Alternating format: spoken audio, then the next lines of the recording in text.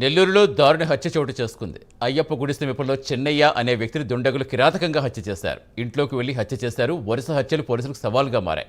మృతుడు ఉదయగిరి ప్రాంతాలకు చెందిన చెన్నయ్యగా గుర్తించారు. వెటర్నరీ అసిస్టెంట్గా పనిచేస్తున్నాడు. ఘటనాస్థలికి చేరుకుని వివరాలు సేకరిస్తున్న పోలీసులు పాత కక్షలతో హత్య చేసినట్టుగా అనుమానాలు కలుగుతున్నాయి. నెల్లూరులో గడిచిన 4 నెలల్లో 15కు పైగా హత్యలు జరిగాయి. రౌడీ షీటర్ల కదలికలపై పోలీసులు ప్రత్యేక నిఘా పెట్టారు.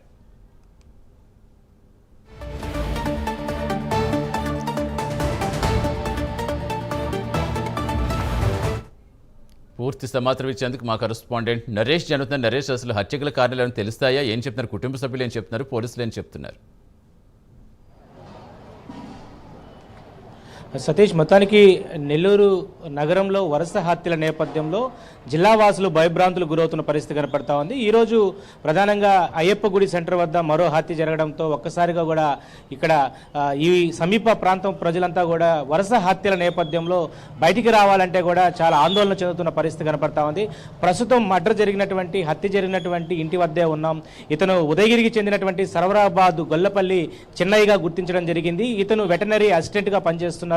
ఇతను వెటనరీ అసిస్టెంట్గా పనిచేస్తూ కొన్ని లావాదేవీలు కూడా, అంటే వడ్డీ వ్యాపారస్థం కూడా చేస్తూ ఉంటాడు. ఇటీవల కాలంలో ఏదైతే బసినేపల్లి గతంలో వెటనరీ అసిస్టెంట్గా పనిచేసిన తర్వాత నెల్లూరుకి ఇక్కడ 2 డాక్టర్ల పార్ట్నర్షిప్తో ఇక్కడికి ఆయన వెటనరీ సంబంధించినటువంటి హాస్పిటల్ కూడా రన్ చేస్తూ ఉన్నారు. ప్రస్తుతం మనం విజువల్స్లో కూడా వెళ్దాం. ఈ యొక్క ఇంట్లోనే, ఇది ఒక డాక్టర్కి చెందినటువంటి ఇల్లు. ఈ ఇంట్లో 2 పార్ట్నర్షిప్గా కూడా వెటనరీకి సంబంధించినటువంటి విధులు నిర్వహిస్తూ ఉంటారు. బయట హాస్పిటల్ ఉంటే ఇక్కడ డాక్టర్కి సంబంధించినటువంటి ఇంట్లో అతను ఉంటున్నారు. సో ఈ ఇంటిలో అర్ధరాత్రి ఏదైతే ఎవరో దుండగులు ఇక్కడికి వచ్చి అతన్ని ఒంటరిగా ఉన్నటువంటి సమయంలో అతన్ని హతమార్చినట్టుగా తెలుస్తూ ఉంది. పోలీసులంతా కూడా ప్రస్తుతం లోపలికి వెళ్ళడం జరిగింది. ఇప్పటికే డాగ్ స్క్వాడ్, అదేవిధంగా క్యూస్ టీమ్ కూడా రావడం జరిగింది. దీనికి సంబంధించి పూర్తి ఏదైతే ఈ హత్యగల కారణాలు వీటన్నిటి మీద కూడా మొత్తం విచారిస్తూ ఉన్నారు. గతంలో ఆయన సర్వరాబాద్ సంబంధించినటువంటి ఉదయగిరికి సంబంధించినటువంటి ప్రాంతంలో ఆయనకి ఊర్లో ఉన్నటువంటి కొన్ని ఏదైతే పాత కక్షల నేపథ్యంలో ఈ యొక్క హత్య జరిగిందనే దాని మీద కూడా ప్రస్తుతం కూపి అయితే లాగుతా ఉన్నారు. అయితే ఎవరైతే గొల్లపల్లి చెన్నయ్య ఉన్నారో ఆ చెన్నయ్య తండ్రి కూడా మనతో ఉన్నారు. ఒకసారి ఆయనతో మనం మాట్లాడే ప్రయత్నం కూడా చేద్దాం.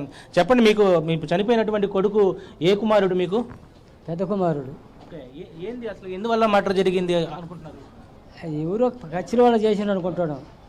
కచ్చిల వల్ల గొడవలు ఉన్నాయా? ఉన్నాయి. కమ్మాలకు మాకు ఉన్నాయి. ఏంటి ఆ గొడవలు? ఏంటి? పొలం గొడవలు. మీకు ఎవరు చెప్పారు ఉదయాన్నే ఇన్ఫర్మేషన్ ఇదంతా? మా అన్న కొడుకు ఒక పిల్లోడు చెప్పాడు. ఎంతమంది వాళ్ళు? ఎవరు? ఆయనకి చెన్నైకి 2 మగ పిల్లలు, ఒక ఆడపిల్ల. వాళ్ళు ఇప్పుడు ఇంట్లో లేరా? మా ఊరికాడ ఉండరు, సర్వరాబాద్లో. అంటే ఎప్పుడైనా ఆయనకి ఇలాంటి గొడవలు నేపథ్యంలో ఎప్పుడైనా ముందుకెళ్ళేవాడా? ముందు కంటే వాళ్ళు మా పొలానికి అడ్డం వచ్చి నానాకు తిప్పలు పెట్టి దున్ననీయకుండా చేస్తే వాళ్ళపైన కేసు పెట్టిండు. మా భార్యను కొడితే వాళ్ళకి శిక్ష పడింది. అందువల్ల వాళ్ళు ఖచ్చితంగా ఉండరు కమ్మోళ్ళు. అందువల్ల ఏమన్నా జరిగి ఉంటుందని ఆలోచన నాకు. ఇప్పుడు ప్రస్తుతం ఇంట్లో ఒక్కడే ఉంటున్నాడా? ఈడ ఒక్కడే ఉంటున్నాడు. మీరు ఎవరు లేరు? మేము ఊరికాడ ఉండేది. ఎక్కడ? ఏ ఊరు? సర్వరాబాద్. ఉదయగిరి సర్వరాబాద్. పోలీసులకు ఏమైనా ఇన్ఫర్మేషన్ ఇచ్చారు మీరు? ఇప్పుడు మేము ఈలే 7 రోజులు ఇచ్చారు. తండ్రి చెప్తున్నటువంటి మాటల ప్రకారం ఉదయగిరికి సంబంధించినటువంటి సర్వరాబాద్ ఏదైతే ఆ ప్రాంతం ఉందో ఆ సర్వరాబాద్లో నివసించే వాళ్ళు ప్రస్తుతం వాళ్ళ ఫ్యామిలీ అంతా కూడా ఇక్కడ లేదు, సర్వరాబాద్లోనే ఉంటున్నారు. భార్య, 2 కుమారులు, ఒక కుమార్తె గొల్లపల్లి చెన్నైకి ఉంది. సో చెన్నైని అత్యంత కిరాతకంగా కూడా హతమార్చినట్టుగా తెలుస్తూ ఉంది. ఇప్పటికే పోలీసులంతా కూడా ఒక సవాల్గా ఏర్పడింది. ఇటీవల కాలంలో 3 నెలల్లో దాదాపు 15 మర్డర్లు జరగడంతో ఒక్కసారిగా కూడా నగరంలో ఉన్నటువంటి పోలీసులంతా కూడా ఒక సవాలు ఏదైతే ఎదుర్కొంటున్న పరిస్థితి కనపడతా ఉంది. 10 రోజులకి మించకుండా ఒక మర్డర్ జరగడం పట్ల ఇప్పటికీ ఆందోళన చెందుతున్నారు. పోలీస్ టీం అంతా కూడా ప్రస్తుతం ఈ యొక్క 3rd ఫ్లోర్లో ఉన్నటువంటి బిల్డింగ్లో చెన్నయ్య ఒంటరిగా ఉండేవాడు. ఎందుకంటే ఫ్యామిలీ అంతా కూడా సర్వరాబాద్లో ఉండేది. సో ఆయన ఒంటరిగా ఉన్నటువంటి విషయాన్ని ఏదైతే రెక్కి నిర్వహించి ఈ యొక్క హత్య చేసినట్టుగా తెలుస్తూ ఉంది. ఇంట్లో ఉన్నటువంటి ఏదైతే గ్రామంలో ఉన్నటువంటి పాత కక్షల నేపథ్యంలో జరిగిందా, లేకపోతే నగరంలో ఆయన వడ్డీ వ్యాపారస్తుడిగా పనిచేస్తూ ఉంటాడు. సో వడ్డీలు కూడా ఇస్తూ ఉన్నటువంటి నేపథ్యంలో ఎవరికైనా గొడవలు జరిగిన నేపథ్యంలో కూడా ఎంత కూడా జరుగుతూ ఉంది. అయితే ప్రస్తుతం దీని మీద పోలీసులు కూడా పూర్తి క్యూ అయితే లాగుతూ ఉన్నారు. సార్, ఏంటి సార్ అసలు ఏమన్నా అవకాశం ఉంది? అసలు ఎందువల్ల జరిగింది అనేది ఏమైనా క్లూ ఆగారా? చూస్తున్నాం, క్లోజ్ టీం వచ్చింది, చూసిన తర్వాత నిర్ణయానికి వస్తాం. అంటే ఆయన చనిపోయేటప్పుడు ఒక్కడే ఉన్నారని చెప్తా ఉన్నారు. లేదు, వేరే అతను ఉన్నాడు రూమ్లో. అతను లోపల పడుకున్నాడు. తర్వాత తలుపు తీసి పడుకున్నాడు. నాకేమీ తెలియలేదు, పొద్దున చూశానని చెప్తున్నాడు. అది మాకు క్లూస్ టీం వచ్చిన తర్వాత, క్లూస్ టీం ఉంది, చూసిన తర్వాత